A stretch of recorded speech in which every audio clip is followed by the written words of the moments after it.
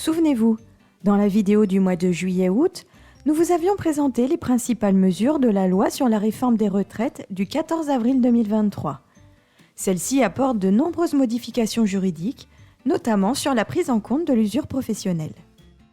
L'usure professionnelle se définit par une exposition à un ou plusieurs facteurs de risque professionnel pouvant laisser des traces durables, identifiables et irréversibles sur la santé.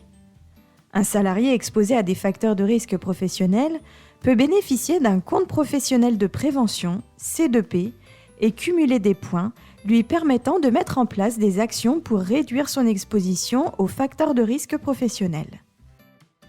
Dans cette vidéo, nous allons revenir sur les changements apportés au C2P applicables depuis le 1er septembre 2023. Comment fonctionne le C2P ? Chaque année, l'employeur doit déclarer en DSN tout salarié exposé à des risques professionnels dont le contrat de travail est d'une durée supérieure ou égale à 1 mois. La DSN alimente automatiquement le compte du salarié et lui permet d'acquérir des points sur son C2P. Le salarié est informé des points dont il bénéficie dans un relevé annuel qui lui est communiqué sur son espace personnel C2P ou par courrier. Quelles sont les nouveautés concernant l'acquisition des points ? Avec la réforme des retraites, l'acquisition des points du C2P évolue. La limite d'acquisition de 100 points est supprimée.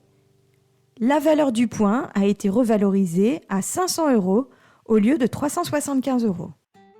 Le nombre de points acquis augmente désormais proportionnellement au nombre de facteurs de risque professionnels auxquels le salarié est exposé.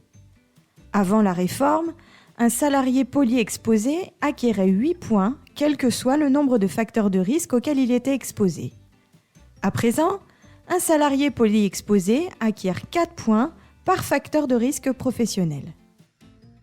Prenons l'exemple de Valérie, salariée exposée aux facteurs de risque professionnel suivants: travail de nuit, en milieu hyperbare et en équipe successive alternante. Avant la réforme, elle acquérait 8 points par an en tant que salariée polyexposée. Désormais, elle acquiert 4 points pour chaque facteur de risque professionnel auquel elle est exposée. Elle cumule donc 12 points par an sur son C2P. Par ailleurs, les seuils d'exposition pour les risques liés au travail de nuit et au travail en équipe successive alternante ont évolué. Le seuil pour le travail de nuit est abaissé à 100 nuits au lieu de 120. Le seuil pour le travail en équipe successive alternante est abaissé à 30 nuits au lieu de 50. Quelles sont les nouvelles modalités d'utilisation des points ? Pour rappel, grâce à son C2P, le salarié peut convertir ses points en actions de formation professionnelle pour accéder à un poste qui est moins ou non exposé aux facteurs de risque professionnel, en temps partiel rémunéré temps plein pendant une certaine durée, ou en trimestre permettant un départ anticipé à la retraite. Désormais, avec la réforme, un salarié peut également choisir de financer un projet de reconversion professionnelle afin d'occuper un emploi non exposé aux facteurs de risque professionnel.